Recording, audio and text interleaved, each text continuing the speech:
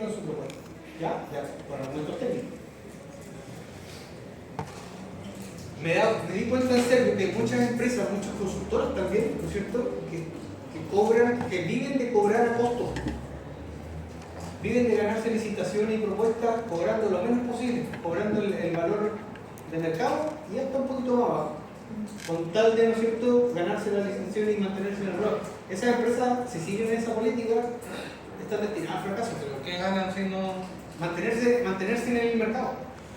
Generalmente esas empresas tienen la mala política, la mala visión, yo por lo menos ese error le saqué, que sobreviven cuando tienen dos o más proyectos en paralelo.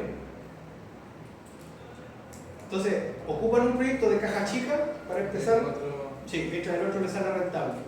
Tienen como tres en el mismo lapso, tienen tres, y aparte tratan de seguir con esa plata que ganan de una, van alimentando la otra. Y exactamente, y esa política es súper frágil, se te cae súper rápido, porque basta que venga una pandemia o venga un paro, ¿no es cierto?, en el portuario y, ¿no es cierto?, y las cosas que tú mandaste a ver, por ejemplo, los materiales a contenedor a China se te demoran en llegar, ¿no es cierto?, y se te retrasan los costos en 3 meses de ejecución la obra. ¿Y quién absorbe esos gastos? ¿Ya? Entonces esas cosas generalmente hay muchas empresas que se mantienen, que generalmente son las que se mantienen sobre la rueda, pero que no tienen mucha vida, generalmente mueren rápido. ¿Ya? Y pasa, chicos, hay muchas constructoras grandes que se caen por ese tipo de cosas. Acá hay un esquema muy sencillo, chiquillos, que de una forma les demuestra cómo es el proyecto de vida, el ciclo de vida de un proyecto. Fijémonos acá arriba, partamos acá. La estructuración, ¿ya? La estructuración es la definición de la forma y el tipo de estructura. Ahí es donde entra la primera conversación generalmente con el cliente. El cliente de una forma les dice, mire, yo quiero la pelota cuadrada. Estoy hablando de ese ¿cierto? Y ustedes le dicen, no, o sea, que para no le puedo hacer una pelota cuadrada. A lo mejor una pelota redonda, circular o esférica, pero necesita la pelota cuadrada. No, aquí yo quiero la pelota cuadrada. Ya. Ahí te lo explico. Luego, ¿no es cierto?, y una vez que se define la necesidad, ¿no es cierto?, tú te sientas a conversar con el cliente y le dejas clara la película, pasamos a la siguiente etapa.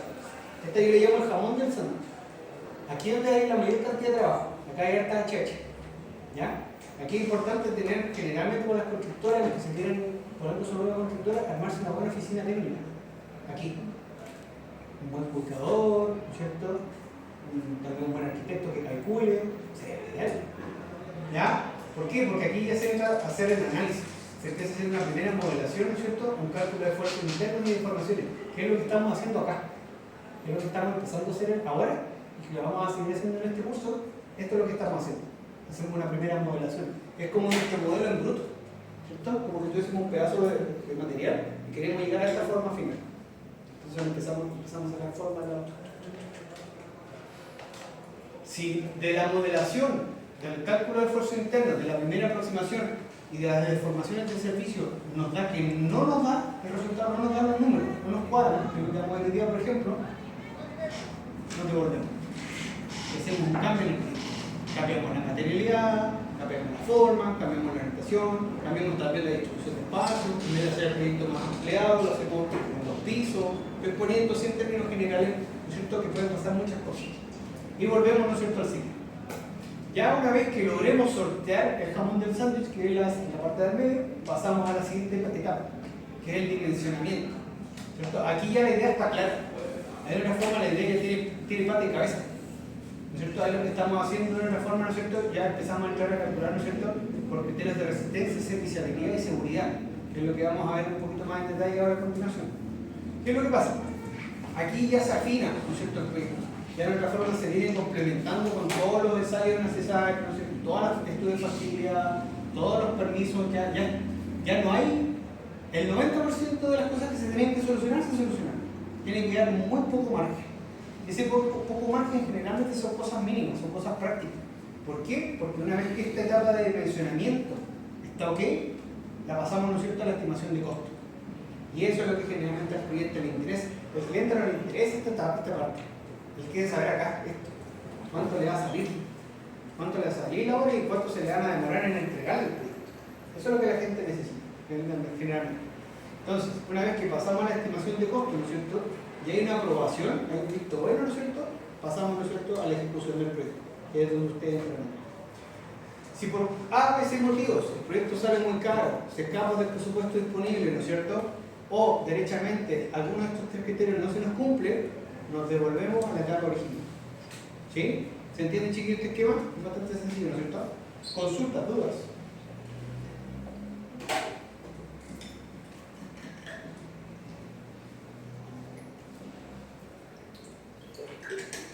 Ya, pasamos. Generalidades a la hora de abordar un proyecto. Dice, no se sorprenda si el día de mañana aborda un proyecto de obras civiles o un cargo dentro de una empresa relacionada con la construcción y no tiene todos los antecedentes técnicos, me refiero. Chiquillos, es súper común que ustedes de repente en las primeras pruebas que yo trabajo entren a trabajar alguna obra independiente del tamaño, incluso trabajando para el Estado, y adentro está la pata. Pero la patada, o sea, nadie hizo orden, ya han pasado 2 administradores de contrato, ya han pasado 5 oficinas técnicas, y nadie se hizo el trabajo, ¿cierto?, de armar un folio de documento importante.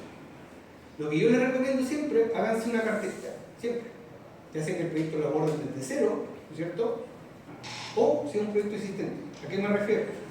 Permisos, háganse una carpeta con permisos, otro separador, ¿no es cierto?, con lo que son especificaciones de cálculo, memorias de cálculo, planos. ¿Están digitalizados? ¿No están digitalizados? ¿Cuántas versiones hay? Muchas veces se produce que, sobre todo en las especialidades, que hay traslapos de planos. Eso no les puede pasar. No les puede pasar que haya 3 versiones de un plano sanitario y están construyendo con el segundo cuando hay un tercero que estaba finalmente aprobado. ¿Sí? Eso no les puede pasar. ¿Qué no les puede pasar tampoco? Que es fundamental, sobre todo cuando estén trabajando con la empresa obras relacionadas con el Estado. Los ensayos. Si la obra requiere ensayos de hormigones, ensayos de suelo, ensayos de mortero, ¿no es cierto? Cualquier material que esté especificado, obviamente que esté entre las especificaciones, deben llevar un control de los ensayos. Por 2 razones. Primero, porque es como el carnet de niño sano de la obra, ¿cachai? Con eso se aprueban estados de pago. ¿Cómo te van a aprobar, por ejemplo, una escalera o una construcción en hormigón? Si es que tú no puedes verificar, certificar que el hormigón que tiraste cumple con la resistencia. O si el suelo que hiciste, ¿no es cierto?, no cumple con el CBR, con la resistencia, ¿no es cierto?, que te estaba viendo el proyecto. Por lo tanto, ármese también una carpeta con lo que son los certificados. Certificados críticos. Generalmente a mí me pasó la última vez que estuve en obra, me di cuenta que ni siquiera las empresas que hacían los ensayos, ni siquiera ellos llevaban el control. Ahí ya no es problema de uno ya. Pero por lo menos si tú llevas tu parte controlada, ya el resto no es responsabilidad tuya, y verán cómo se la arregla. Dice, no se sorprende si el día de mañana toma un proyecto en el que el mandante o cliente con quien usted está tratando no sabe o no comprende lo que quiere y necesita. ¿Ya? A esto me refiero, y en términos generales, no quiero denostar solamente a la gente que no tiene educación pero no tiene plata. Pasa mucho de repente gente que se dedicó, por ejemplo, todo su día a cosechar, a cultivar y vender choclo. Estoy diciendo algo. Y se hicieron ricos vendiendo choclo o tomate. Y quieren construirse una parcela. Esa gente no tiene por qué saber de Brasil. Pero pasa también el otro caso. Por ejemplo, ¿alguien sabe qué profesión tiene la actual directora del CERN? Es abogada. ¿Ustedes creen, con mucho respeto, ustedes creen que un abogado o abogada tiene idea de obra civil? ¿Tiene idea de lo que es un momento flector? ¿Le interesa lo que es un...? No tiene idea. Ella, claro, ella sabe de recursos públicos, de administración financiera, de gestión de personas, eso sabe. Y tiene un equipo de personas, ¿no es cierto?, un departamento completo que la asesora. Lo mismo los abogados, en general, los del departamento de jurídico, ¿cierto? Ellos creen que saben. Tú les cambias una cuestión un poquito y el párrafo que ellos habían entendido, porque lo saben, porque no es su especialidad. Y lo mismo nos va a pasar a nosotros, ¿no es cierto? Muchas veces nos vamos a enfrascar en discusiones, ¿no es cierto?, en interpretaciones gramaticales de una memoria de cálculo o de una especificación, que en realidad son muy simples porque cuando un abogado las ve, las interpreta de mejor manera que nosotros, porque es su especialidad. Entonces, a lo que voy, chiquillos, muchas veces, otro ejemplo, ¿quién sabe cuál es el título profesional de la actual directora de vialidad? Es ingeniera civil industrial. Tampoco una especialidad de obra civil, no es arquitecta, no es constructora, no es ingeniera civil, no estoy desmereciendo su título, pero su título es muy amplio, su título es demasiado amplio. ¿sí? Entonces, muchas veces les va a tocar hablar incluso con personas con alto rango que no tienen por qué saber de construcción, ¿ya? Ustedes van a ser muchas veces el agente técnico que va a tener que poder decirles, ¿sabes qué? Esto no se puede por esta y esta razón. Y porque la norma nos pide esto y esto. Y es así, ¿ya? Entonces, chiquillos, eso ténganlo también en cuenta. Aprendan a defender sus propuestas. Ese es el punto. Siempre busque simplificar, tanto el enfoque que se hace a un problema como la solución planteada, adhiérase a la filosofía de menos es más. Muchas veces, chiquillos, uno paga el pato, uno paga un precio al principio por la experiencia. Y muchas veces las soluciones más sencillas son las más eficientes. Uno al principio se complica y no sabe cómo armar esto y cómo empalma este fierro acá, pero de repente basta con que le pregunte a una persona que tiene 10, 15 años más experiencia que uno y te lo resuelve en un día. Y voy desde soluciones muy simples, ¿no es cierto?, a soluciones estructurales complejas. Les pongo un ejemplo. Yo una vez estaba trabajando, haciendo una práctica ya en obras viales en la Patagonia, y pasa que ya en verano, con el cambio climático, ya la estación de verano no es verano. Entonces llueve 10 días, para de llover, sale el sol 7 días, y después vuelve a llover otros 10 días más. Entonces, para los que han trabajado en obras viales, tú no puedes tirar carpeta de asfalto sobre carpeta mojada, porque no se te adhiere, con un plástico que no pega. Entonces tienes que esperar, ¿no es cierto?, que la humedad, tienes que eliminar el agua, ¿no es cierto?, con rodillo en la carpeta, tienes que esperar que el contenido de humedad baje al óptimo, recién puedes tirar tu imprimación y recién puedes tirar tu carpeta. Entonces es un proceso que toma tiempo. ¿Qué es lo que pasa? Que una vez que tú ya lograste, ¿no es cierto?, secar tu carpeta, cuando tú vas a fabricar tu carpeta, por ejemplo, de asfalto, tienes que trabajar con áridos secos. ¿Y cómo mantienes una montaña de este volado, a la altura del techo, de áridos secos, cuando te está lloviendo 10 días de corrido? Entonces ya los viejos se agarraban los pelos, ¿no es cierto?, porque nadie sabía cómo solucionar las cosas. Llevaban un mes hasta que llegó un viejo de Vitumix, creo, un laboratorista que llegaba como 30 años trabajando en asfalto. Pero no se preocupe, jefe, yo lo resuelvo. Hizo un pedido de material y mandó a pedir unos rollos industriales gigantes, como el porte de la sala. Un rollo así de plástico, de polietileno. Y mandó a pedir unas pistolas industriales, unos secadores de pelo industriales. Así una volada. ¿Qué es lo que hizo? Con un par de pelados, cortó un paño de este porte, ¿no es cierto? ¿Y qué hizo con las pistolas? Las soldó. Juntó paño con paño y las pasaba a soldar con calor, a puro calor, y generaba, ¿no es cierto?, paño para poder cubrir los áreas, porque si no, no tienes cómo avanzar en la obra. Entonces a eso voy, chiquillo, voy con la practicidad. Muchas veces busquen, ¿no es cierto?, simplificarse las soluciones, porque muchas veces nos hacen un caldo de cabeza cómo solucionarlo y las soluciones están ahí. Dice, si no tiene todos los antecedentes del proyecto, haga arqueología de la información, investigue, averigüe, consulte e incluso suponga, pero siempre verifique que los supuestos hechos en determinada etapa. Esto es súper importante. Chicos, sobre todo para los que no son de una zona. Por ejemplo, ¿quiénes son nacidos y criados canaristas? Nacidos y criados canaristas. ¿Quieren nacer en una canarica? 1, 2, 3, 4, 5.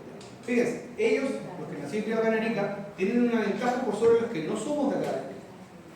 Como yo tengo una ventaja al ser de la Patagonia por sobre la gente que no es de la Patagonia. ¿Por qué? ¿Cierto? Porque generalmente la gente que nace en una zona tiene un bagaje cultural, ya sea por familia, los abuelos, los papás, ya hay una generación anterior por lo menos que vivió acá.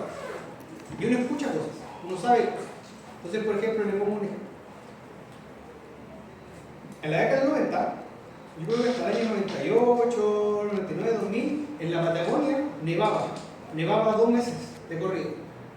No hay tantos, pero nevaba. La nieve llegaba como hasta el metro. Empezó a llegar el cambio climático y cada vez fue bajando la nevación. Entonces cada vez nevaba menos. ¿Qué pasa? Llegaron nuevas generaciones de constructores que no eran de allá de la zona y empezaron a construir como se construía en el norte, en lugares donde no neva. ¿Y qué es lo que pasa? Con el cambio climático, ahora cada 4 o 5 años se pega una nevazón histórica. Es decir, cada 4 o 5 años hay un invierno malo donde tenía 1 metro. ¿Qué creen ustedes que le va a pasar a las techumbres que no están preparadas? 2 semanas, ¿no es cierto?, 10 días de nieve acumulada que tú no puedes sacar de un techo. Entonces se ve un montón que estructuras que están nuevas, construidas hace 3 años, se te vienen abajo. Entonces, estoy hablando de, ¿no es cierto? Me acuerdo que había una concesionaria de Mitsubishi, creo ya, hizo una ampliación importante y un invierno se cayó el techo completo sobre 10 autos nuevos. Un gimnasio también que colapsó un techo, menos mal estaban de vacaciones los niños en vacaciones de invierno, no pasó nada gracias a la vida, pero también colapsó el techo del gimnasio. Lo mismo pasa en cualquier parte donde ustedes van. Entonces, este punto, chiquillos, tiene que ver un poquito con salirse de la oficina, conversar con la gente y sobre todo con la gente mayor. La gente mayor sabe un montón, de 60, 65, 70 años. Es la gente que ha vivido tanto tiempo ahí que está lúcido. No, ¿sabe qué? El próximo año se viene una crecida del río. Hay que tener ojo, ¿no es cierto? O se viene una generación grande, ¿no es cierto? Todas esas cosas afectan, ¿ya? Porque son como eventos históricos. Use la información y tecnología disponible a su favor. Internet, aplicaciones, software, planillas de cálculo, estudios de bases preexistentes. Esto es súper importante, chiquillos. El Internet muchas veces nosotros no le sacamos el partido, ¿ya? Yo les garantizo que para el 80% de los cálculos que nosotros hacemos ya hay una aplicación gratuita existente. Ya hay. Para el cálculo de las inercias, para el cálculo de los momentos, para todo esto que estamos haciendo, ya existen aplicaciones gratuitas. Entonces el día de mañana ustedes busquen seguido en internet siempre hasta dónde pueden sacar la mayor cantidad de información posible y ayuda posible. Mercado público, está lleno de proyectos, ¿no es cierto? Proyectos completos que yo puedo bajarlos completos desde la memoria de cálculo, ET, ¿no es cierto? Que por transparencia yo los puedo descargar. Valídense de eso también. En última instancia, si agotó todos los recursos, pregunte, consulte con un profesional especialista o que tenga más experticia en esto. Muy sencillo, ¿no es cierto? Si hay una obra que a mí me quedó grande o que yo no puedo hacer, llamo a alguien que yo sé que ya pasó por ahí. Oye, sabes que el verano pasado es un difícil de tal parte. ¿Cómo solucionaste esto? No se nos va a caer la apellido, ¿no? Como regla general, minimice el riesgo laboral. Siempre. Esto es súper importante, chicos. Minimice las pérdidas y maximice la ganancia. ¿Sí? Acuérdense que se nos puede caer un proyecto por cierto, haber hecho una mala comunicación en el presupuesto, por haber hecho mal un auto, ¿cierto? Pero no se nos puede caer un proyecto porque se nos murió un viejo. Acuérdense lo que pasó en verano con las torres, la rúa. Vamos a salir de ¿ya? Entonces siempre pensando en que hay personas trabajando en la obra. Nunca sacrifique o ponga en riesgo la calidad y seguridad de la obra por sobre los beneficios económicos de la obra. Esto ya es un tema de ética, ¿no es cierto? Siempre tengan en cuenta, ¿no es cierto?, que ustedes pueden bajar todo lo que quieran los costos civiles, pero nunca sacrificando, ¿no es cierto?, la calidad de la obra, la calidad del proyecto. ¿Ya? Siempre con claridad. A mí me pasó, chiquillo, yo pagué un piso en un trato serio y firmé un par de proyectos porque estaba nuevo, porque me mandaron pajarito nuevo. Y yo duermo a los altos, porque yo sé que el día de mañana cuando hay un sismo, la primera hora que voy a ir, hacer a verificar qué pasó. Pero son cosas que uno tiene que aprender en el camino, ¿ya? Que no les pasa a ustedes también. Entonces nunca sacrifiquen a priori, de manera voluntaria, la calidad del proyecto. Verifiquen siempre los materiales donde ven. No, ¿sabes qué, amigo? Yo tengo un tatito de un amigo, que le venden acero baratito. ¿Y de dónde es ese acero? Certificado, amigo. Chino, europeo, desde la India, es de Euskadi, ¿de dónde viene? Es turco, hace turco. Pero verifique dónde viene los materiales. No, lo que pasa es que tengo un amigo que tiene un pozo de árido ahí que te lo vende baratito. ¿A cuánto? ¿De dónde viene? ¿Tienen sal? ¿Contenido sal? ¿Sulfato? ¿Sí? Verifíquense, chiquillos, ¿ya? Dice, algunas consideraciones previas, ¿no es cierto?, a cualquier análisis y cálculo de carga. Volvemos ahora entonces a la materia que nos compete, ¿no es cierto?, a los cálculos que estamos haciendo. Estas son las preguntas que ustedes tienen que empezar a hacer, chicos. Fíjense, ¿soy capaz de identificar a qué tipo de apoyo o conexión corresponde modelar el elemento estructural analizado? Entonces acuérdense, por ejemplo, el ejemplo del que vimos el otro día del paradero, gracias. ¿Sí? Me imagino cuál es un estado de carga en el cual yo puedo visualizar cómo se va a comportar, cómo se va a deformar, cuáles van a ser las cargas que va a tomar. ¿Hay momento, no hay momento? El apoyo, empotrado, no empotrado. ¿Sirve que sea de rodillo? ¿Se me viene abajo si lo modelo como rodillo? Segundo, comprendo la naturaleza del material analizado. Es decir, ¿estoy pensando en el material como corresponde o estoy mezclando las propiedades del acero con el ladrillo, con la madera? ¿Cierto? Vamos a ver que cada material tiene sus propias propiedades, su propio módulo de elasticidad, ¿cierto?, sus propias capacidades, ¿ya? Entonces no mezclar peras con manzanas. Tercero, logro visualizar cuál es el estado de carga más desfavorable. lo que yo les decía un poco en el curso pasado, ¿no es cierto? A grandes rasgos lo vamos a volver a ver en la segunda unidad. Las estructuras metálicas cerradas tributan peor la carga de viento, les afecta más la carga de viento, el sismo no les pega tan fuerte. Las estructuras de albañilería y de hormigón armado es al revés, les pega más el hormigón armado porque tiene más masa y el viento no les hace nada. Piensen en un edificio de 4 pisos de hormigón, llega una ráfaga de viento, no le hacen ni cosquilla. Pero viene un sismo de grado 7 y vaya que se siente, ¿no es cierto? Porque tiene más masa. Ya, ese tipo de cosas. Ya. Algunos supuestos previos a cualquier análisis y cálculo de carga. Aquí partimos ya, ¿no es cierto?, con algunos supuestos que ustedes de alguna forma van a poder, ¿no es cierto?, exigir o ver en una memoria de cálculo. Generalmente vienen como supuestos de cálculo, ¿ya? Dice, por ejemplo, el elemento analizado es homogéneo en su materialidad en toda su extensión. Es decir, nuestra viga, nuestro pilar, nuestro elemento, viene muchas veces en la memoria de cálculo especificado eso. ¿Por qué? Porque el calculista, posición calculista, ingeniero, ingeniera, arquitecto, arquitecta, se lava las manos y le adosa la responsabilidad al elemento construido en obra. ¿A qué me refiero? Si, por ejemplo, se demuestra que un elemento, voy a poner un ejemplo, un encuentro de un elemento de hormigón armado y un encuentro, ¿no es cierto?, en L. Aquí quedó un nido de piedras, ¿cierto? Y por producto de eso, las enfierraduras, ¿no es cierto?, no conversaron. Por producto de eso, falló ese nodo. El ingeniero calculista, ¿no es cierto?, va a decir, no, yo no dije mi memoria de cálculo. Las secciones tienen que ser homogéneas. Es decir, el hormigón que tú me tiraste acá en este nodo, en este encuentro, tiene que ser el mismo en la mitad de la viga y tiene que ser el mismo acá en el otro encuentro. Hormigón bien vibrado, ¿no es cierto?, armaduras, encerraduras bien colocadas, ¿sí? Entonces ese tipo de cosas, por ejemplo, para los elementos que son artesanales, como el hormigón armado es un elemento artesanal, no es industrial, es como el acero, ¿cierto?, que hay una certificación, ¿cierto?, desde la fábrica, se aplica este punto. 2. La sección transversal del elemento analizado mantiene sus caras planas en todo momento. ¿Ya? ¿Eso a qué se refiere? Que si dos secciones se encuentran, ¿no es cierto?, cuando trabajen estructuralmente van a conversar entre sí con caras planas. ¿Ya? Ese es un supuesto de base que lo vamos a ver en la segunda línea adelante. Tercero, el elemento analizado tiene una sección transversal constante en toda su longitud. ¿Ustedes han visto alguna vez una viga de fábrica que se pegue un salto? Que traiga una altura y después baje? No. Todas las vigas, todas las secciones, independientemente de la materialidad, todos los prefabricados vienen parejos. Son 6 metros, pero son 6 metros de la misma sección, ¿cierto? Porque no tendría sentido mandar a fabricar, ¿cierto?, la sección de 30 cachos y justo a la mitad bajarla a 15. Está generando, ¿no es cierto?, una discontinuidad de inercia.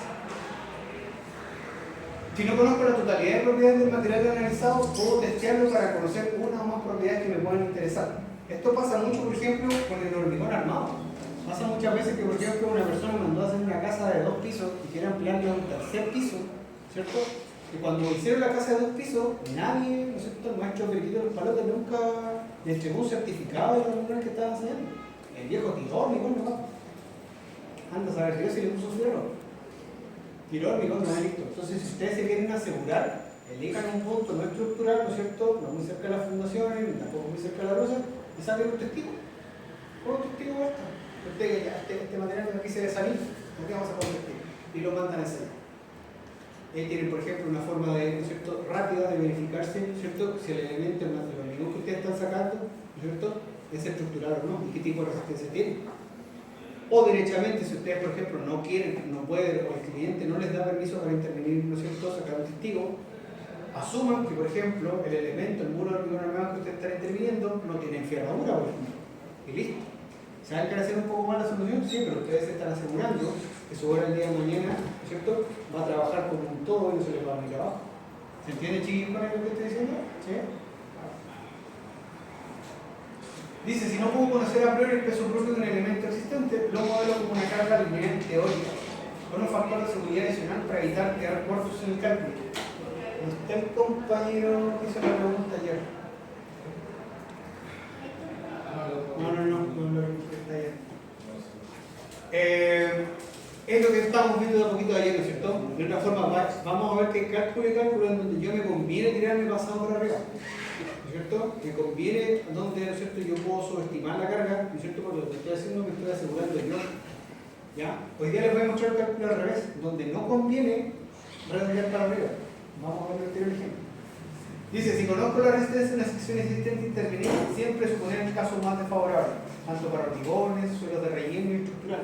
¿Ya? La normativa y la ordenanza en Chile genera una clasificación de suelos. El caso más desfavorable es el F. ¿Ya? El F es el peor suelo que uno puede tener. El caso del día de mañana que ustedes no quieran, no puedan hacer una mecánica de suelo, ¿no es cierto?, y tengan que justificar cómo, ¿no es cierto?, la capacidad sísmica de un suelo, la capacidad mecánica de un suelo, se van a las últimas dos categorías. Es decir, cuál elegir. Lo ideal es que hagan una calicata. La calicata y la extracción, ¿no es cierto?, no son caras y entregan mucha información. Pero si no, pueden suponer el peor suelo y empezar a construir por ahí. Y no hay nada de malo en ello. ¿Ya? Solo que la estructura, las fundaciones que va a pasar, les van a quedar más grandes. ¿Sí? Estos puntos son importantes. Acá entramos con criterios constructivos, ¿no es cierto?, que ustedes de alguna forma tienen que ser capaces de identificar y defender el apoyo. Dice, en términos generales, cualquier obra civil que se construya desde cero o existente, intervenir, debe cumplir con una serie de características de base. Este es el piso mínimo. ¿Ya? Uno, debe ser funcional. Lo primero. Esto es, debe responder, ahora sí, debe responder, ¿no es cierto?, a la o las necesidades para las que fue pensada, ideada o diseñada. Por ejemplo, un hospital. Un hospital corresponde a una infraestructura crítica, por lo tanto, es un lugar que no solo debe garantizar su funcionamiento ante elementos extremos, ¿no es cierto?, como por ejemplo un sismo, un terremoto, ¿sí?, sino que también debe ser, ¿no es cierto?, debe garantizar, sino que también debe poder utilizarse como refugio, ¿sí? Si hay un hospital, por ejemplo, el día de mañana, en la vida lo permita, hay un signo de proporciones cataclísmicas, ¿no es cierto?, el hospital es una infraestructura crítica, no puede venirse abajo, ¿cierto?, porque tiene que ser capaz de estar funcionando a pesar del terremoto. No pueden fallar las instalaciones sanitarias, no pueden fallar la luz, por lo tanto tiene generadores, tiene helipuertos, ¿no es cierto? Los médicos, las enfermeras, todos los paramédicos importantes tienen que ser capaces de poder alojarse, estar ahí, ¿no es cierto?, para no irse a sus casas, hacer turnos. Eso pasa muchas veces en situaciones críticas. ¿Ya? Otro ejemplo, las instalaciones industriales, ¿no es cierto? Si estamos, por ejemplo, trabajando o realizando una instalación industrial, por ejemplo, en la minería del cobre, ¿no es cierto?, la minería del cobre también. A lo más, una hora en faena en el cobre, si han trabajado en la minería del cobre, saben, ¿no es cierto?, que 24 horas de paralización de una faena minera de cobre es crítica. Son millones y millones de dólares que se dejan de producir. Entonces, generalmente lo que se hace es que instalaciones industriales, ¿no es cierto?, dependiendo de la naturaleza, tienen que parar lo menos posible. En el sur serían las lecherías, por ejemplo, o las salmoneras. ¿Sí? En la Patagonia serían los galpones donde se tienen los ganados, las ovejas, se procesa la centolla, ¿cierto? Cada zona tiene su propia área industrial. ¿Ya? Segundo, debe ser económica. Criterio súper básico, ¿no es cierto? Un proyecto no debe, ¿no es cierto?, no solo poder llevarse a cabo, sino que debe velarse por el adecuado uso de los recursos en su desarrollo y ejecución. Tanto si usted trabaja para una empresa como si la ha conformado la suya propia, deberá velar por la reducción de costos y optimización de los tiempos de ejecución. Hay un dicho, chiquillos, que ustedes como constructores, si el día de mañana no son capaces de bajar los costos, reducir el tiempo de ejecución para una obra en una constructora, no sirve. ¿Sí? Siempre los dueños, los gerentes van a estar mirándolo, ¿no es cierto?, si son capaces de mejorar, ¿no es cierto?, las metas. Por eso hay unos bonos de producción, ¿no es cierto? Si ustedes, por ejemplo, la curva S, les decía que ustedes tenían que tirar, ¿cierto?, 10.000 cubos de hormigón de aquí a diciembre y lo logran a fines de octubre, les va a llegar una bonificación, ¿no es cierto?, porque están haciendo ganar plata a la empresa. Son 2 meses de gasto general que se están ahorrando. Ya, lo mismo el día de mañana para su propia empresa, independiente de la obra que sea. Así sea una ampliación, así una construcción de cero, si ustedes logran acelerar los tiempos de ejecución, ya están ganando plata. Si ustedes logran reducir los costos, por la razón que sea, ¿cierto?, también están ganando plata. 3, debe ser resistente. La obra civil ejecutar debe ser capaz de resistir las cargas, tanto estáticas como dinámicas, ¿no es cierto?, y sobrecargas, tanto durante su construcción como posterior a su entrega. Una obra civil puede presentar fisuras, grietas y desprendimiento de elementos secundarios, tales como lámparas, falsos, mobiliarios, pero no pueden fallar los elementos estructurales ni producirse desplomes. Esto es súper importante, chicos, ¿sí? Porque la gente que generalmente, por ejemplo, no sabe de obras civiles, se alarma por muy poquito. Por ejemplo, la señora Juanita, que está por su casa recién entregada, ¿no es cierto?, viene un sismo importante y se le produce una grieta, ella cree que la casa se le viene abajo. No, los elementos de obras civiles, ¿no es cierto?, estructurales, pueden presentar grietas, pueden presentar fisuras, se nos puede caer el estuco, se nos puede caer una baldosa, se nos puede caer hasta una lámpara, un cielo falso, pero no se nos puede venir abajo, por ejemplo, un paño de albañilería, se puede reventar, ¿no es cierto?, la armadura de un pilar, ¿cierto? Un muro, una cadeneta no puede presentar falla de 45 grados. Esas cosas no pueden pasar, no se nos tienen que venir estructuras abajo. Pueden haber grietas, ningún problema, pero no tienen que haber desplomes. Ese es como criterio de resistencia básico. Serviciabilidad. Esta es la parte que vamos a ver hoy día con el tema de las materiales. Dice entonces, como último criterio, además de los criterios anteriormente expuestos, una estructura debe cumplir con el criterio mínimo de serviciabilidad. Esto es la experiencia de los usuarios, no debe verse afectada por un mal desempeño constructivo de la obra civil a construir. Por ejemplo, las carpetas de rodados en carreteras. No sé si se acuerdan, pero el 2019, 2018-2019 se hizo la primera ampliación grande del ensanchamiento de la ruta que va hacia el aeropuerto. Cuando uno gira, la primera por el 2019. Como a las 3 semanas, al mes, la carpeta ya presentaba ondulaciones. Ya presentaba calaminas, estaba recién entregado el pavimento de asfalto. Uno ya en el auto, camino al aeropuerto, el auto se entra por las vibraciones. ¿Me entienden lo que les dice en Chile? Sí. El calaminado. Eso se llama la rugosidad del pavimento, ¿no es cierto? Pero cuando pasa la rueda, ¿cierto?, uno debe sentir, ¿cierto?, que está transitando por un pavimento con calamina, con ondulaciones. Ya, esa es la serviciabilidad. Nosotros tendríamos que ir manejando. Lo mismo pasa acá, ¿cierto? Yo siempre les digo, cuando pasa un camión boliviano cargado, ¿no es cierto?, nosotros no sabemos si está temblando o si pasa un camión, porque la losa acá empieza a vibrar, ¿cierto? Ya. Eso, ¿no es cierto?, tiene que ver con la serviciabilidad. Nosotros no debiésemos enterarnos de que pasa un camión por afuera, más allá de poner ruido, ¿cierto? La losa no debiese vibrar, por lo tanto estas losas no están cumpliendo este criterio de serviciabilidad. Y pasa un montón, pasa un montón, chiquillos. Más de alguna vez a usted le ha pasado, alguna vez, incluso a algún amigo familiar, en que lo invitaron a algún lugar, algún altillo, algún lugar, alguna ampliación, y uno sube a un segundo piso o tercer piso, y uno entra a un lugar y siente que el piso baja. Como que la ampliación donde uno entra, como que uno entra caminando con un par de personas más, y el piso hace. Ya, esa servicialidad no puede fallar, no le puede pasar. Hoy día vamos a ver cómo calcularlo matemáticamente. Chiquillos, ¿yo sé por qué hicieron una mala ejecución? Vamos a ver el tiro por qué, ¿ya? Acá le entrego una tabla, chiquillos. Acá le entrego una tabla, chiquillos, por ejemplo, para calcular el tema de la deformación admisible. Entonces, acuérdense que ayer vimos cómo calcular la deformación de servicio. ¿Ya? Este vendría siendo nuestro criterio de tope. Es decir, nosotros no podemos excedernos de estas deformaciones. Fíjense, ¿cómo leemos esta tabla? Ese triangulito es la letra D, es la deformación. ¿Ya? El factor de abajo, ¿no es cierto?, es el factor de división. Por ejemplo, si mi viga, ¿no es cierto?, si yo tengo una viga que va a ser utilizada como una viga corriente de piso, ¿sí?, la deformación en el punto medio, independiente de los tipos de apoyo que tenga, empotrado, simplemente apoyado, empotrado apoyado, la deformación de mi viga no puede ser mayor que la luz de la viga partido por 300. Lo estoy tratando para que me entiendan. Entonces, el primer criterio, la viga corriente de piso, viga corriente de piso, ¿no es cierto?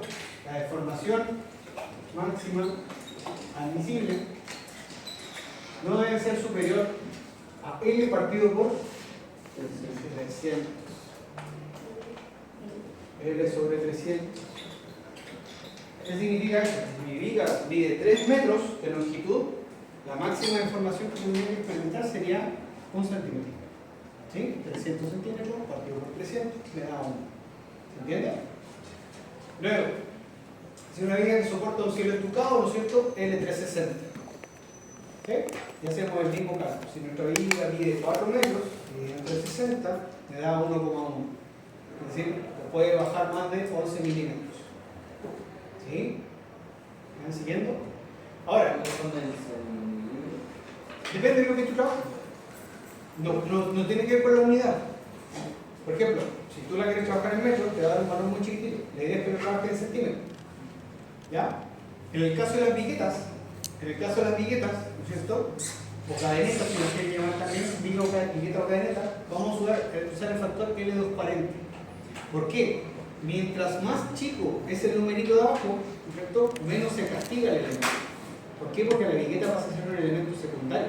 ¿Sí? Por ejemplo, yo me logro imaginar un emparrillado de un piso, ¿no es cierto? Imaginemos que tenemos las vigas de madera, ¿cierto? Aquí tenemos las vigas principales. Estas vendrían siendo las vigas de piso, ¿cierto? Aquí tendría una viga de piso, aquí tendría otra viga de piso. Todas con la misma sección, 2 por 6 por ejemplo. 2 por 6. 2 por 6. ¿Qué es lo que pasa? Estas vigas de piso van a ser las vigas principales. Pero para generar un emparrillado, ¿no es cierto?, del piso, yo voy a colocar entre medio cadenetas, viguetas, secciones de menor sección, ¿no es cierto?, cuadradamente cuadradas, ¿no es cierto?, que van a ayudar, ¿no es cierto?, a soportar el peso de todo el piso más la sobrecarga. Entonces tendría una cadeneta, otra cadeneta, ¿ya? Y entre todas arman un emparrillado. ¿Qué es lo que pasa? Para que me entiendan. A las vigas de piso, como vendrían siendo las vigas principales, ¿qué criterio de formación les correspondería? 300. Es decir, la deformada máxima no puede ser superior a 300. Y a las cadenetas, como son viguetas o de segundo orden, muy bien, ¿cierto? Cadenetas, se castiga mucho menos a la cadeneta y se castiga mucho más a la viga de piso. Y si vamos bajando, por ejemplo, el último ejemplo, las vigas que soportan equipos vibratorios, L800. Fíjense que para equipos, llamémoslo industriales, por ejemplo, si ustedes tienen que hacer el día de mañana una ampliación para un lugar que va a colocar, por ejemplo, una moledora de harina, ¿no es cierto?, un molino o un moledor de chocolate, o cualquier equipo que genere vibraciones, ¿cómo van a verificar la deformada? L800. ¿Ya? ¿Se entiende cómo se lee en el sitio esta tabla? Va a venir en el formulario. La idea es que sepan interpretar en cada momento. Consulta con esta carta. ¿Todas esas vigas que soportan el equipo vibratorio pueden ser vigas de luz? No, pues, que soporta. No. Mira, léelo bien. Vigas que soportan el equipo vibratorio. ¿Tu vida está soportando algún equipo vibratorio?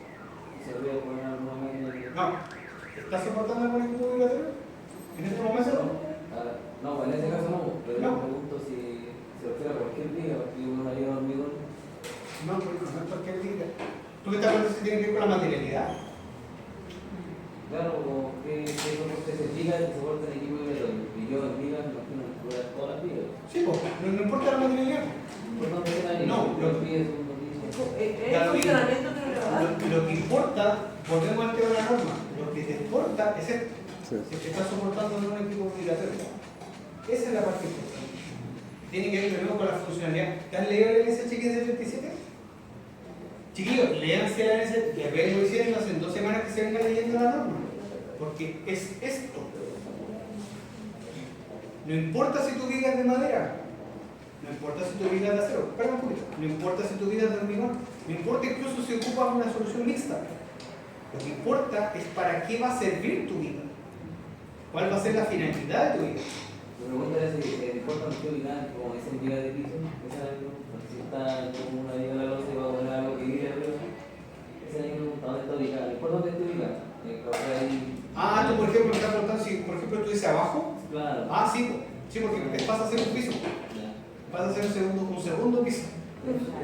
Mientras haya acá un equipo migratorio, siempre cae esa categoría. ¿Tú sabes a qué se refiere con solución mixta?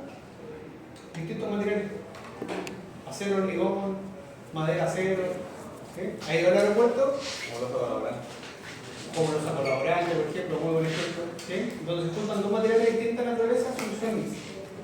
Ya, entonces. De acuerdo a la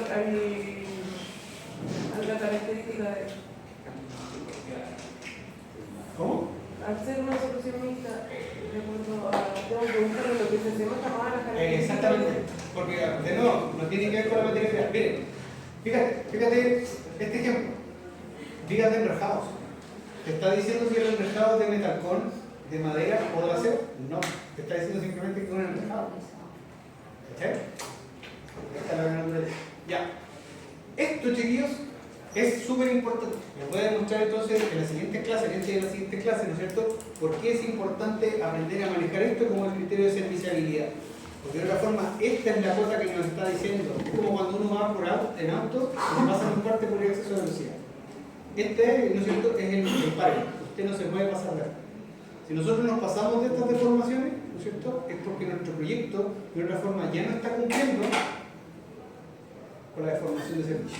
Y vamos a ver más adelante, la segunda y tercera unidad, ¿no es cierto?, dependiendo de los ejemplos que estemos viendo, que la mayoría de los casos, cuando no se cumple esta deformación de servicio, el proyecto ya no está cumpliendo por otros factores, ya no va a cumplir por momento, ya no va a cumplir por constante, o ya no va a cumplir por la mezcla de esos dos factores.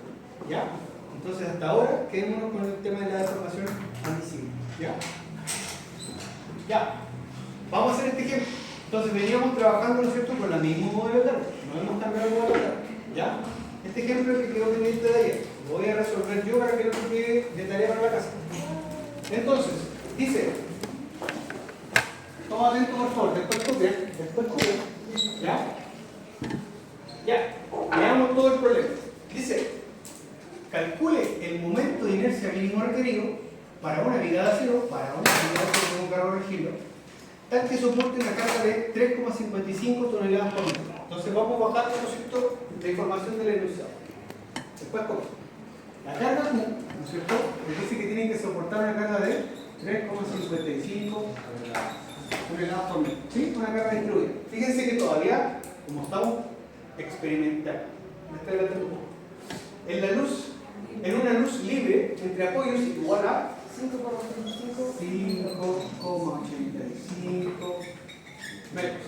¿Sí? Y nos están pidiendo calcular la inercia, ¿cierto?, con respecto a su eje fuerte. ¿En qué unidad? Centímetro a la cuarta. Esa parte es importante.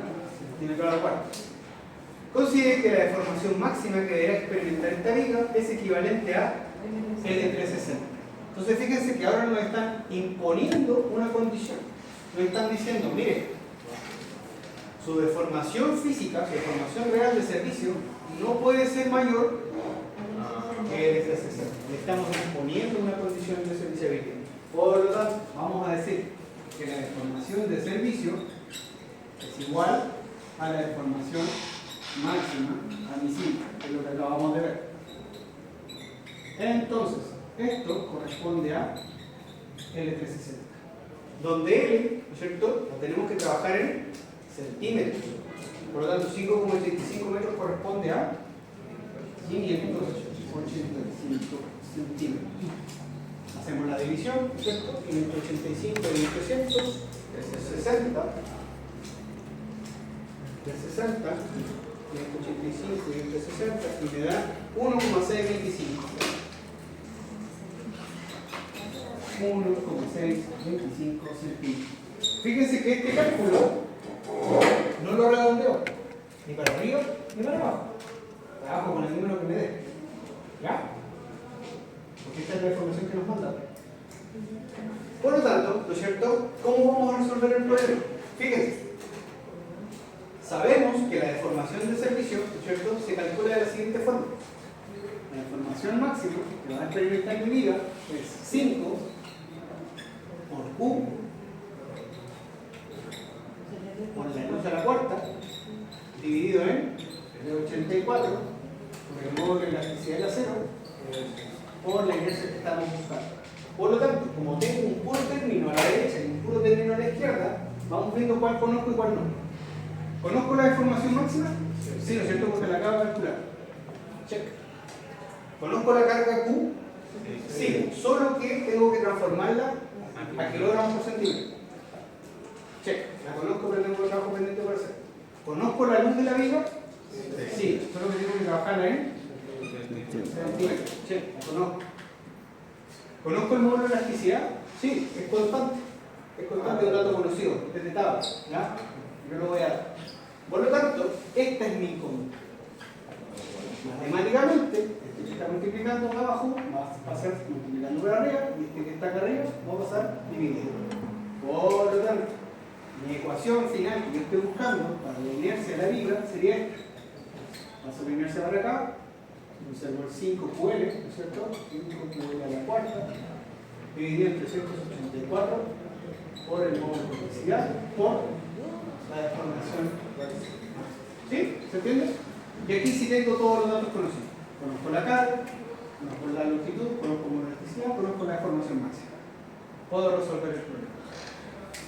Antes de hacer el reemplazo, ¿cierto? Tengo que verificar que mis unidades tienen las que corresponden para que funcione entre 84. ¿Ya? Entonces, fíjense, vamos a hacer el cálculo en dos pasos para que entiendan de dónde viene. La carga Q corresponde a 3,55 toneladas por metro. Toneladas metro. Si esto yo lo convierto a kilos, ¿cuántos serían? 3.550 kilogramos por metro. Y ahora, ¿cómo las convierto a kilogramos por centímetro? Bien. Dividimos por 100. Dividimos por 100 y lo convertimos a un metro, tiene 100 centímetros, ¿cierto? Y nos va a quedar en 35,5 kilogramos por centímetro. ¿Sí? ¿Se entiende o lo explico? 25,5 kilogramos por centímetro. Por lo tanto, ¿no es cierto? Ahora tengo todos los datos que necesito para calcular la inercia. ¿Ya? Entonces, la inercia mínima que estoy buscando con respecto a su eje fuerte, ¿no es cierto? Va a ser la siguiente. Partimos 5 por la carga, 35,5 kilogramos por centímetro, por la luz de mi viga, ¿no es cierto?, a la cuarta, 585 centímetros. Todo eso dividido en 374 por la electricidad, que es 2.100.000 kilogramos centímetros cuadrados, para que me converse con las mismas unidades, por la deformada máxima, que me impone el criterio de servicialidad, 1,625. Lo meto todo en la calculadora y eso nos tiene que dar 15.000 y algo. 5, todos verificando por favor que tengan calculadora. 15 por 25.5 por 585 a la cuarta. 15.623. 15 gracias, 15.864. Ya. Fíjense, este dato es crítico. Centímetro a la cuarta. Fíjense. ¿Qué es lo que nos está diciendo este resultado? Nuestro resultado nos está diciendo, mire, para las condiciones del problema, para las condiciones planteadas del problema, su viga no puede tener una inercia menor que este valor. Por lo tanto, si yo me voy a Solomon, me voy a un distribuidor de acero y me venden una viga con un módulo de inercia de 15.500, ¿me sirve? Sí. Aquí es donde me conviene redondear para arriba. Entonces yo les voy a hacer un catálogo, ¿ya? De una empresa chilena, santiaguina, ¿cierto? Que importa acero. ¿Ya? Por ahora les voy a dar una solución. Ustedes tienen que buscar al menos dos más. ¿Ya? Esa va a ser la tarea de este fin de semana. Entonces, el perfil, ¿no es cierto? El perfil, por ejemplo, de las vigas americanas, ¿no es cierto? El primer perfil que cumple con esta inercia es el perfil W250%1. Búsquenlo después, tarea para la casa. W250%1. Este perfil tiene una inercia de 16.400 centímetros a la cuarta. Consulta. ¿Satisface mi requerimiento? Sí, porque está por sobre la inercia mínima requerida. ¿Se entiende, chiquillos, cómo calcular entonces un perfil? Entonces, la inercia, la deforma. Primero, lo más importante, la deformada no la podemos aproximar. Buscamos tal cual nos da. ¿Ya? Todos 3 decimales la trabajamos tal cual. Porque este es el criterio primario. Es el criterio de serviciabilidad. Por lo tanto, para garantizar de que no nos vamos a bajar, ¿no es cierto?, de esta deformada, necesito al menos 15.864 de centímetros a la cuarta del momento de inercia. Tarea. Verifiquemos, verifiquen que con esa inercia se cumple. ¿Cómo lo haríamos? Vamos de nuevo a la deformada de servicio. Vamos dos para que no nos vayamos por la duda y hagamos el cálculo. Fíjense. Voy a verificar que con ese perfil, ¿no es cierto?, de 16.400 se cumple. Entonces ahora voy a calcular para estas características que se cumple la información de servicio. Entonces, verificando 5 por, se conserva la carga, 35,5 kilogramos por centímetro, por la inercia de la cuarta, que serían 585 a la cuarta. Todos con la calculadora verificando, por favor. Dividido en 384 por 2,1 porque ya a 6, que es el módulo de elasticidad de acero, 2.100.000 por mi inercia, ¿no es cierto? Que es el primer perfil, ¿no es cierto? Que voy a tener. ¿Cuánto me va a dar esta deformada? Sería 5 por 35.5 por 585 a la cuarta, dividido en 384 por 2.1 es 46 por 16.400. Me da una inercia, perdón, me da una deformada de servicio 1.56. Consulta, mi deformada resultante es menor o mayor que la deformada máxima. Menor, por lo tanto cumple. Decimos entonces que es menor que la deformación admisible. Es menor que la deformación admisible, por lo tanto cumple. Este fue recién un criterio. Esto nos está garantizando que nuestra viga ya cumplió con el piso mínimo. Ahora, el siguiente paso, que eso lo vamos a ver en la unidad doble, tendría el cálculo del momento y la carga. ¿Ya? Listo, chiquillos. Este criterio de serviciabilidad de ahora, ¿no es cierto?, es lo que necesito que entiendan. Entonces, tarea. Hay un segundo ejercicio que hay tarea, ¿no es cierto?, clase online, se lo voy a decir como la clase online, que es ese problemita. Muy similar a esto que estamos haciendo. ¿Ya? Tarea para la casa hacerlo. Segundo, quiero que se empiecen a familiarizar, ¿no es cierto?, con los perfiles. ¿Por qué? Porque, por ejemplo, si yo tengo un universo de soluciones para satisfacer esta inercia, ¿con qué perfil siempre me voy a quedar? Con el más liviano. El segundo criterio constructivo, una vez que verificamos que se cumple la serviciabilidad, ¿no es cierto?, buscamos el perfil más ligero. ¿Por qué? Porque también buscamos aliviar la carga. Buscamos que la estructura sea resistente y liviana y económica. ¿Se dan cuenta cómo vamos armando la película, chicos? Ya, queridos, esto es todo por hoy. Nos vemos la otra semana. Estudien, por favor.